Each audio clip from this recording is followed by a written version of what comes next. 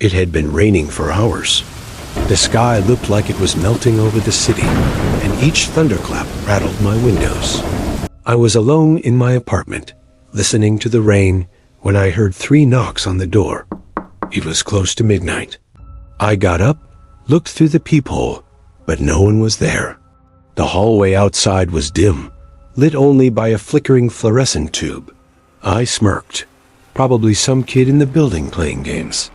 I went back to the couch. 5 minutes later, 3 more knocks. Slower this time, heavier, like someone was hitting the door with the soft part of their hand. I yanked the door open. The hallway was empty, but the floor was wet. Drops of water dripped from the ceiling right outside my door. I looked up. Above me was old Mr. Cernet's place, but I knew it couldn't be him. He barely walked, and he never went out this late. I shut the door. Then I heard it again, knocking, but this time from behind me, from my bedroom door. I froze. I lived alone. My mouth went dry. I reached for my phone to call the police, but the screen was black, dead, even though I'd left it charging. I went to the kitchen and grabbed a knife. I crept toward the bedroom. The knocks continued, steady. 3 knocks. Pause, 3 knocks. I flung the door open. Total darkness. The air was cold, damp, smelling faintly of mold. In the center of the room, the floorboards bulged upward, as if something was pushing from underneath. Then, 2 pale hands, with unnaturally long fingers, slowly emerged from the wood. They started knocking, but not toward me. Toward something beneath them. I stepped back. The boards cracked. The hands withdrew, and for a moment, a white face with no eyes surfaced, letting out a sound I can't even describe. I bolted for the front door. I yanked it open, and the hallway was flooded, ankle deep in water. The flickering light buzzed overhead, and at each apartment door stood a neighbor, motionless, each with a black plastic bag tied over their head. They were all knocking on their own doors, in the exact same rhythm I'd heard before. I moved through them, heart pounding, trying not to touch anyone. I reached the stairwell, almost free, when something grabbed my ankle from the water. I fell. The icy water swallowed me. Under the surface, I saw their faces. All of them were smiling. I scrambled up, ran down the stairs.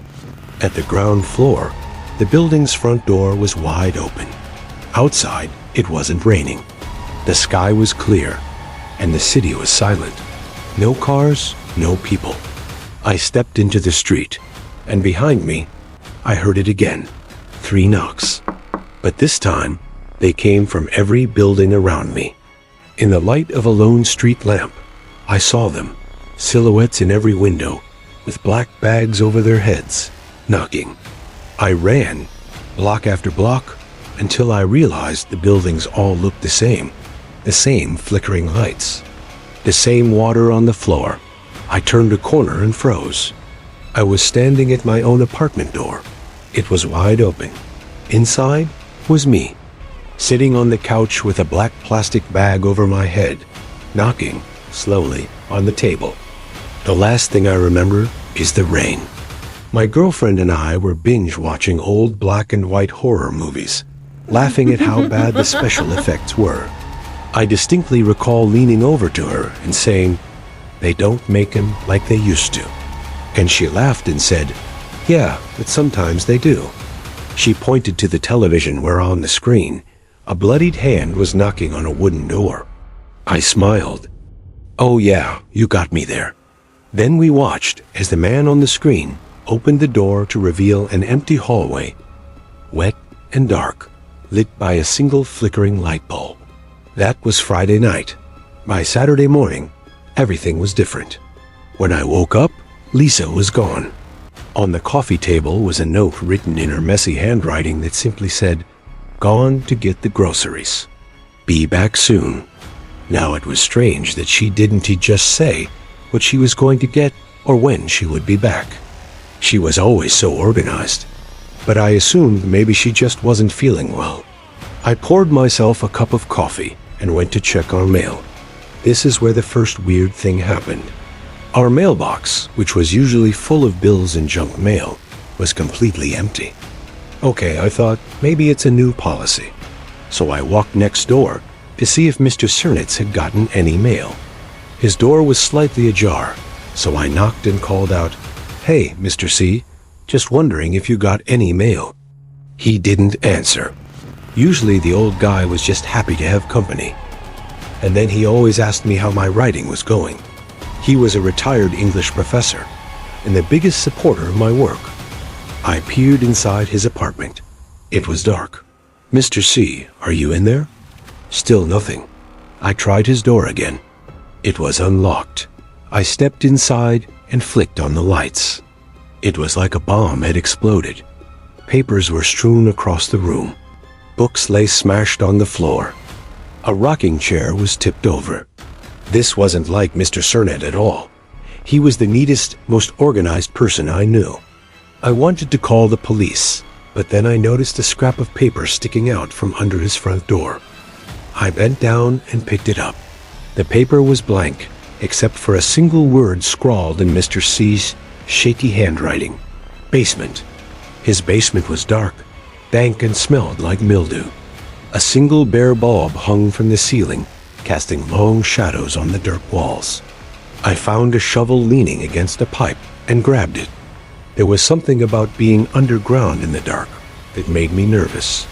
As I descended into the dirt, I could hear water dripping somewhere far below. Suddenly, I felt something solid under my shoe. I looked down and saw a piece of wood. I brushed off the dirt and realized it was a floorboard. It had popped out of place. I knelt beside it and pushed it back in. Just as I did, the air around me grew colder. I shivered. It was hot in the basement, but now a chill wind seemed to be blowing. Then I heard it. A low, slow knock coming from under the floor.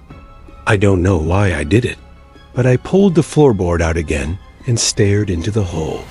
It was just a small space, but in the dim light, I could see what looked like another set of stairs leading down into darkness. And then I heard it again. The knock, coming from below. Curiosity got the better of me. I let go of the floorboard, which crashed to the ground, and I began to descend into the darkness. I don't remember much after that. One moment I was walking on the creaky wooden stairs. The next, I was lying on the ground gasping for breath. When I opened my eyes, I was in the hallway of my apartment building. It was flooded, ankle deep in water. In the distance, I could hear the rhythmic slosh, slosh, slosh of water dripping from somewhere above. I tried to stand, but something heavy pulled on my legs like an anchor. I looked down and realized I was tied to the floor with thick, oily black cables. And as I struggled to free myself, I noticed a black plastic bag lying at my feet.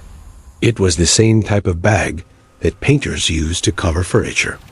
And as I reached out to grab it, the stench of decay filled my nostrils.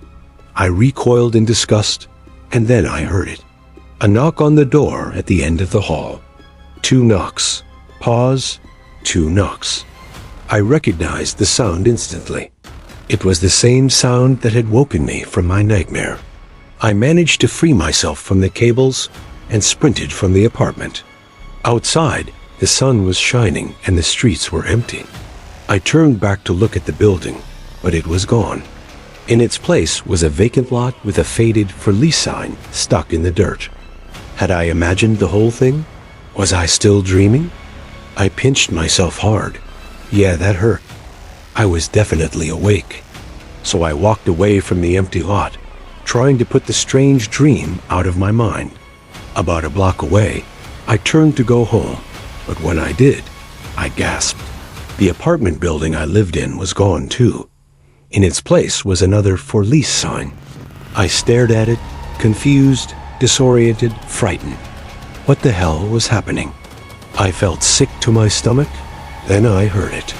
3 knocks on the side of a building. 3 knocks, pause, 3 knocks. I turned to run, But wherever I went, the buildings all looked the same, and at every apartment window, I could see them. Silhouettes with black plastic bags over their heads. They were knocking, and the sound echoed endlessly through the empty streets.